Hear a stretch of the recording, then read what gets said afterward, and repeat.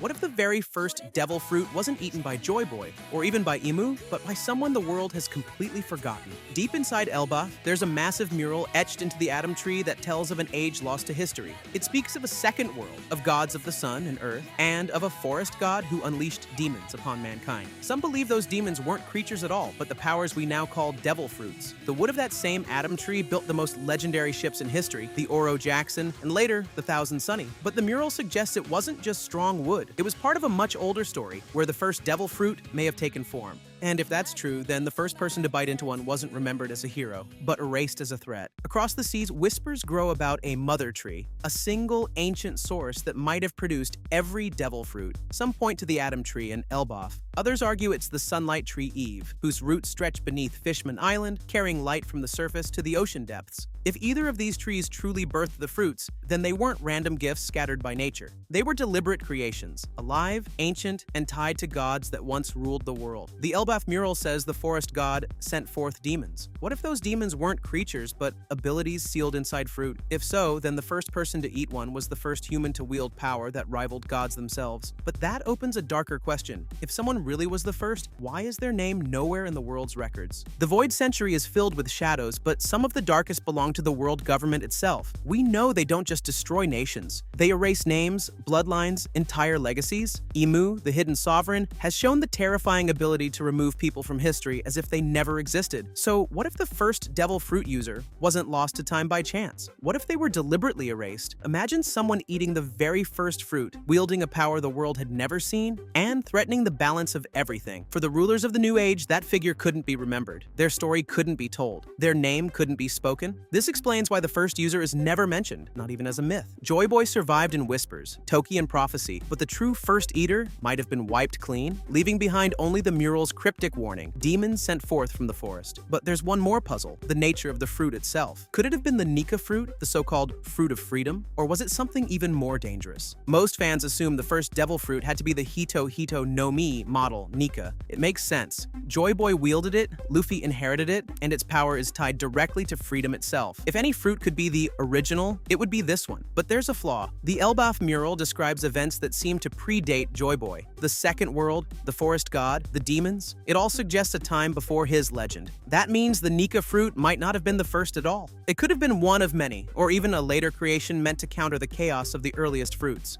Some theories point to a forgotten Zoan, one tied to a serpent of infernal flames. Others connect it to the forest god itself, suggesting the first fruit wasn't about liberation, it was about control. If that's true, then the first user may not have been a savior, but a tyrant, whose rule was so destructive that their memory had to be erased. But if their story was buried, why does the mural still exist? If the world government erased the first user from history, why does the truth still linger in Elbaf? The answer lies with the giants. Unlike humans, they live for centuries, carrying stories across generations that kings and scholars could never silence. The Atom Tree mural isn't just artwork, it's a defiance of censorship. In cryptic symbols and myths, the giants carved what others tried to erase: the memory of the forest god, the release of demons, and the wars that followed. To the outside world, these are fairy tales. To the giants, they are warnings carved in living wood. That may be why Elbaf was left untouched for so long. The world government avoids open conflict with the giants, fearing their strength and their memory. It's possible the giants still hold pieces of the puzzle, and the mural is only one of many records scattered across their kingdom. But this still leaves the biggest mystery unsolved. Who exactly was the first eater? The candidates fall into a few powerful theories. Some believe the first eater was no ordinary human at all, but a forest god figure, a divine or semi-divine being who consumed the first fruit and became myth itself. This would explain why the figure is remembered only as a legend, not a name. Others argue for the Devil King, a being born from humanity's darkest emotions: fear, anger, and hatred. If devil fruits really manifest from desire, then the first one may have been tied to collective negativity,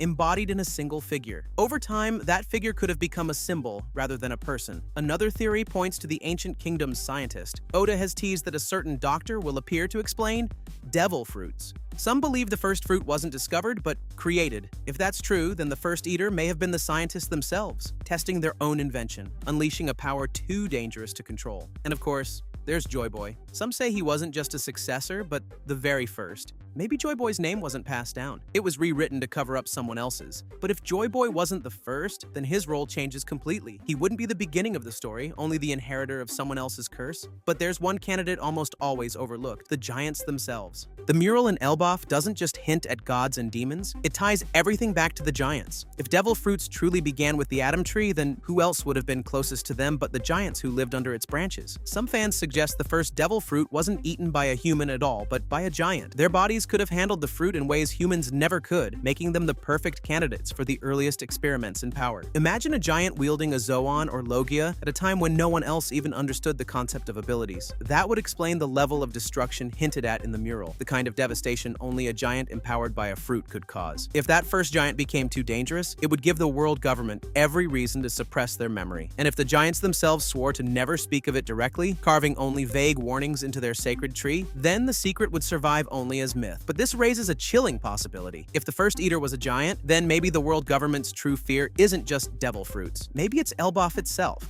Emu's shadow looms over all of history, but their power goes beyond ruling in secret. Emu doesn't just command, they erase. From the maps of the world to the names in the archives, figures simply vanish, as though they never lived. That's not coincidence, that's control. If a first devil fruit user ever existed, Emu would have had every reason to bury them. A person wielding the very first fruit would have been a rival to gods, a symbol too dangerous to leave behind. Even their descendants could have posed a threat. By erasing not just the person, but their bloodline, Emu could make sure no one could claim that legacy. The mural in Elbaf may be the last untouched record of their existence, too obscure or too sacred to be destroyed. But everywhere else, silence. No books, no names, no stories, just a hole in history where the beginning should be. And this erasure connects to something even deeper: the link between devil fruits and human desire. Because what Emu truly fears might not be the fruits themselves, it might be the people willing to eat them. Vegapunk revealed one of the most unsettling truths in the series. Devil fruits are born from human dreams. Every power reflects a desire, whether it's the longing to soar through the skies, to command the seas, or to transform into beasts. These wishes, powerful enough, somehow take form as fruit. If that's true, then the first devil fruit wasn't random. It had to come from the strongest, most overwhelming desire of its era. Was it the yearning for freedom, which would tie directly to the Nika fruit? Or was it the craving for dominion, the urge to control fire, storms, or even life itself? The forest god sending forth demons might not have been a literal act of creation. It could have been the moment when humanity's collective desires first crossed a boundary, manifesting in ways no one could control.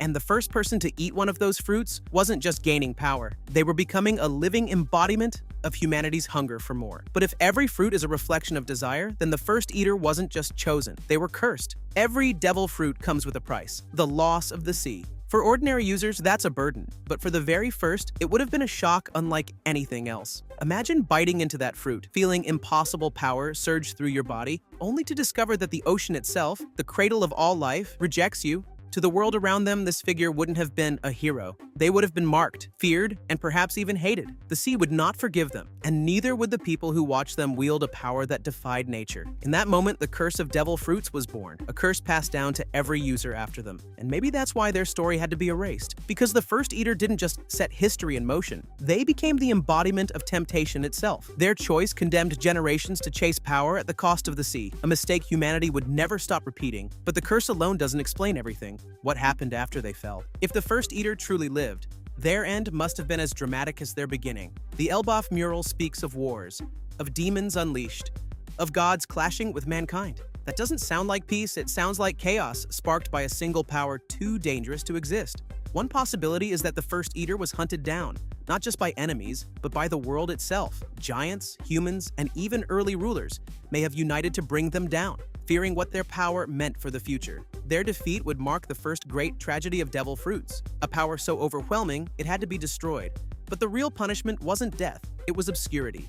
The fruit reincarnated as all devil fruits do, but the name of its first wielder was struck from memory. Their deeds faded into symbols on a tree, their identity lost to silence.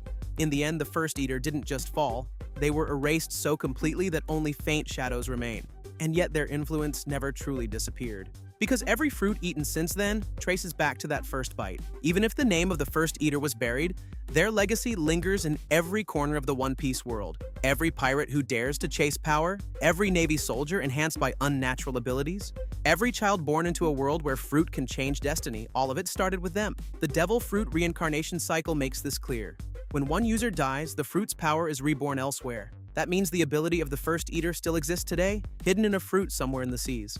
Someone right now might be carrying the same curse that began it all. They just don't know it, and the world government's fear proves it. Their obsession with control, their silence about the Void Century, their refusal to let the truth be known, all of it suggests they still fear what that first fruit represented. It wasn't just a weapon, it was a symbol that no ruler could control desire forever. But what if that original story, erased from history, is on the verge of returning? One Piece has a way of reviving forgotten names. Ancient weapons like Pluton and Poseidon were thought to be myths until their reality came crashing back into the story.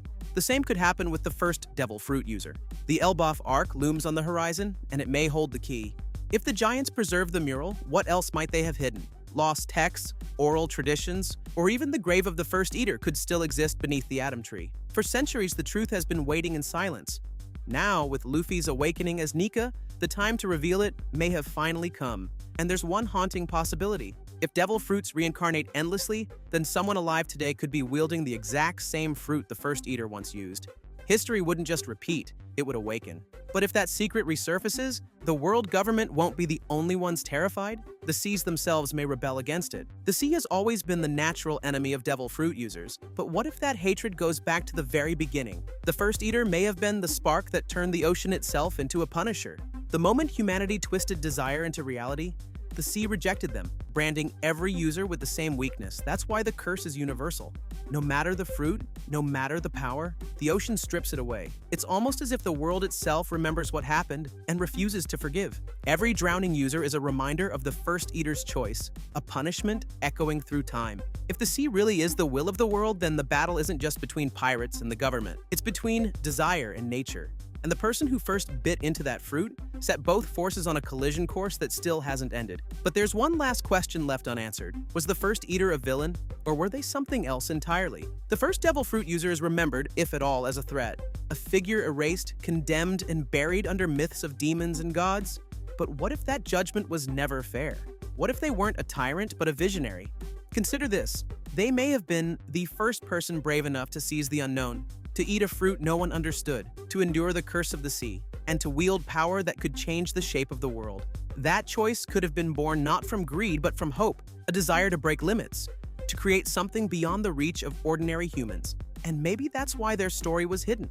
Because if the world knew the truth, that Devil Fruits began with one person daring to chase the impossible, then every eater since would share that same spark. The world government can erase a name, but they can't erase the dream it carried. And now, centuries later, that dream has returned in the form of pirates who refuse to bow. A captain who laughs in the face of gods, and a story that began with a single bite.